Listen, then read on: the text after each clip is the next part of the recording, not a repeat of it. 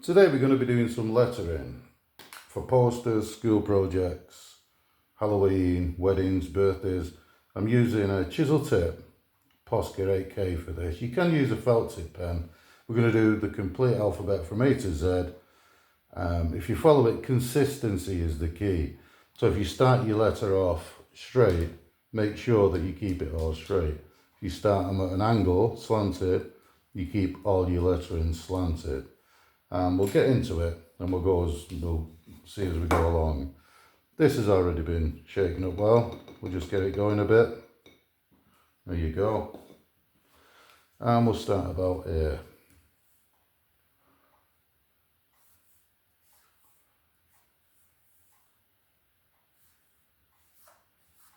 Now you see where this centre line is, there, where the A comes up, the B goes along.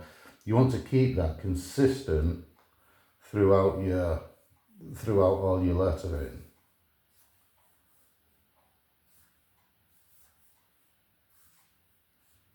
This is a half.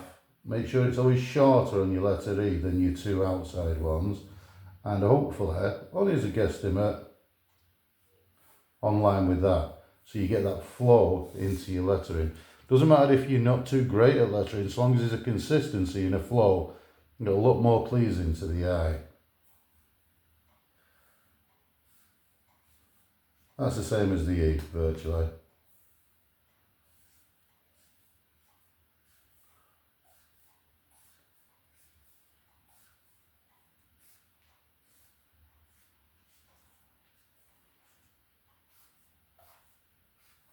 A little bit longer, but you can correct that later, it doesn't matter.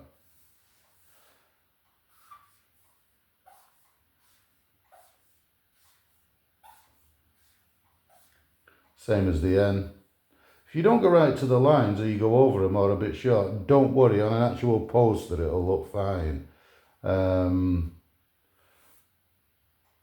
And I'll do that in a further video of doing a poster about letters touching and things like that. It doesn't matter.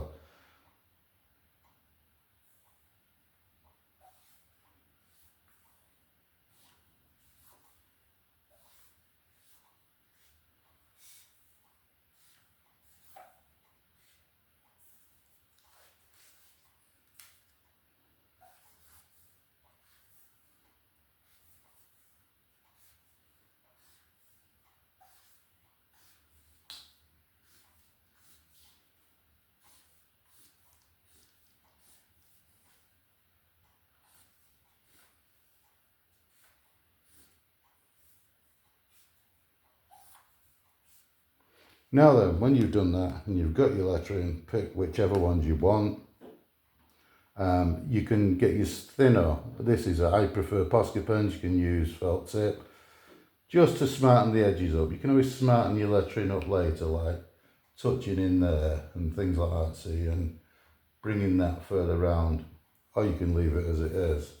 When I say it doesn't matter about your letters touching, let's say for instance she was writing, sometimes it's more appealing if they touch.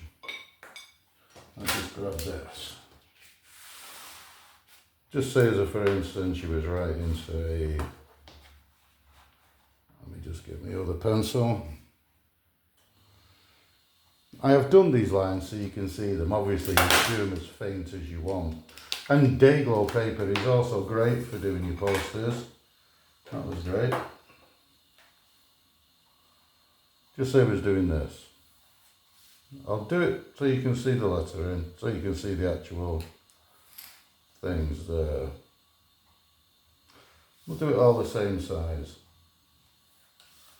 Just say it was a blackboard in a cafe, you was writing in white. You would do, just say the word breakfast.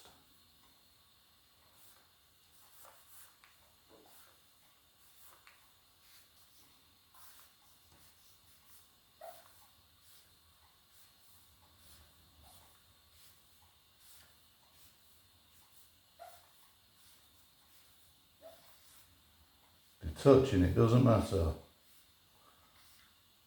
There. Then you'll dress it up and shade it. We're doing the shading and we're doing different posters in another video. You can always go back on this and see how the letters are formed. Okay, thank you. That's about it.